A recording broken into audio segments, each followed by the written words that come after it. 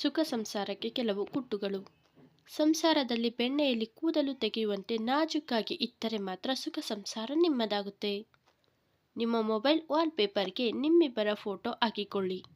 ತೋರಿಕೆಗಲ್ಲ, ಪ್ರೀತಿಯಿಂದ. ಗಂಡನನ್ನು ಕೋಪಗೊಳಿಸುವ ಕೆಲಸವನ್ನು ಮಾಡಬೇಡಿ. ನಿಮ್ಮ ಗಂಡನನ್ನು ತಮಾಷೆಗೂ ಕೂಡ ಬೇರೆಯವರೊಂದಿಗೆ ಹೋಲಿಕೆ ಮಾಡಿ ಮಾತನಾಡಲೇಬೇಡಿ. ನಿಮ್ಮ ಬೇಕು ಬೇಡಗಳನ್ನು ಹೇಳುವ ರೀತಿ ಕೋಪದಿಂದ ಇರಬಾರದು. ತುಂಬ ನಾಜೂಕಾಗಿ ಇರಬೇಕು. ವಾರಕ್ಕೊಮ್ಮೆಯಾದರೂ ನಿಮ್ಮ ಗಂಡನ ಫೇವ್ರೆಟ್ ಡಿಶ್ ಮಾಡಿ. ಅವರಿಗೆ ಇಷ್ಟ ಆಗೋ ರೀತಿ ರೆಡಿಯಾಗಿ. ನಿಮ್ಮ ಮೇಲೆ ದೃಷ್ಟಿ ಬಿಟ್ಟು ಬೇರೆ ಕಡೆ ಹೋಗದ ರೀತಿ ನಾಜೂಕಿನಿಂದ ಇರಿ. ನಿಮ್ಮ ಗಂಡನಿಗೆ ಸಂಭೋಗದಲ್ಲಿ ಆಸಕ್ತಿ ಹೆಚ್ಚು ಇದ್ದರೆ ಅದನ್ನು ಅರಿತು ಅವರ ಇಚ್ಛೆಗೆ ಅನುಸಾರ ಇದ್ದುಬಿಡಿ. ಇಲ್ಲದಿದ್ದರೆ ಖಂಡಿತವಾಗಿ ಅವರ ಗಮನ ಪರಸ್ತ್ರೀ ಮೇಲೆ ಹೋಗುತ್ತದೆ.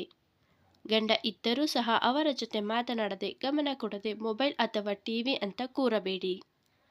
ಗಂಡ ಮನೆಗೆ ಬರುತ್ತಲೇ ಸಮಸ್ಯೆಗಳನ್ನು ಹೇಳಬೇಡಿ. ಆದಷ್ಟು ತಾಳ್ಮೆಯಿಂದ ಇರಿ. ಅಡುಗೆ ರುಚಿಯ ಬಗ್ಗೆ ನಿಮ್ಮನ್ನು ಹೀಯಾಳಿಸಿದರೆ ಬೇಜಾರಾಗಬೇಡಿ. ಅಡುಗೆ ಚೆನ್ನಾಗಿಲ್ಲದಿದ್ದರೆ ಚೆನ್ನಾಗಿ ಮಾಡಲು ಕಲಿಯಿರಿ. ಹೆಣ್ಣಿಗೆ ಅದು ದೊಡ್ಡ ಕಷ್ಟವೇನಲ್ಲ.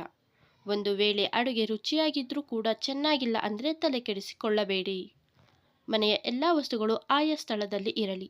ಇದು ಕೂಡ ಕೆಲವೊಮ್ಮೆ ಜಗಳಕ್ಕೆ ಕಾರಣವಾಗುತ್ತದೆ. ನಾನು ಮನೆ ಕೆಲಸದವಳ, ಏನಿದು ಇಷ್ಟೊಂದು ಕೆಲಸ ಎಂದು ಬೇಜಾರಾಗಬೇಡಿ. ಅದರ ಬದಲು ಇದೆಲ್ಲ ನನ್ನ ಕರ್ತವ್ಯ ಅಂತ ತಿಳಿಯಿರಿ. ಮಕ್ಕಳಾದ ಮೇಲೆ ಇನ್ನೇನಿದೆ ಎಂದು ಗಂಡನನ್ನು ಕಡೆಗಣಿಸಬೇಡಿ. ಯಾವಾಗಲೂ ಪತಿಯ ಇಚ್ಛಾನುಸಾರ ಇದ್ದು ನೋಡಿ, ಸಂಸಾರ ಸುಖವಾಗಿರುತ್ತದೆ. ನನ್ನ ಮಾತಿಗೆ ಬೆಲೆ ಇಲ್ಲ, ನನ್ನ ಬಗ್ಗೆ ಕಾಳಜಿ ಇಲ್ಲ ಅಂತ ನೀವು ಕೂಡ ಪತಿಯನ್ನು ಕಡೆಗಣಿಸಬೇಡಿ.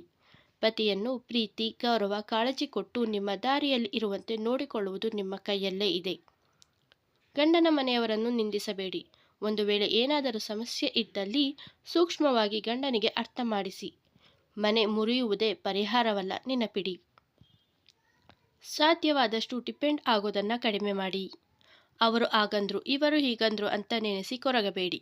ಆಗ ನಿಮಗೆ ತೊಂದರೆ ಕೊಡಬೇಕು ಅಂತ ಎಣಿಸಿದವರಿಗೆ ನೀವು ಸುಲಭವಾಗಿ ಮಣೆ ಹಾಕಿದಂತೆ. ಅದರ ಬದಲು ಬಂಡೆಕಲ್ಲಿನಂತೆ ಇದ್ದು ಬಿಡಿ. ಕೆಟ್ಟವರ ನಿಂದನೆ ನಿಮಗೆ ನೋವು ಮಾಡಲೇಬಾರದು, ಅಷ್ಟು ಗಟ್ಟಿಯಾಗಿ ಇದ್ದು ಬಿಡಿ. ಒಟ್ಟಾರೆಯಾಗಿ ಏನನ್ನೂ ಬಯಸದೆ ನಿಸ್ವಾರ್ಥಿಯಾಗಿ ಸಂಸಾರಕ್ಕಾಗಿ ಬದುಕಿ. ನಿಮ್ಮನ್ನು ಆದಷ್ಟು ದೃಢವಾಗಿ ತಯಾರು ಮಾಡಿಕೊಳ್ಳಿ. ಮುಖ್ಯವಾಗಿ ಇಂಡಿಪೆಂಡೆಂಟ್ ಆಗಿ ಇರಿ.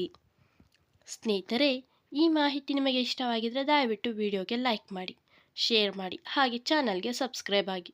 ಕೇಳಿದ್ದಕ್ಕಾಗಿ ಧನ್ಯವಾದಗಳು.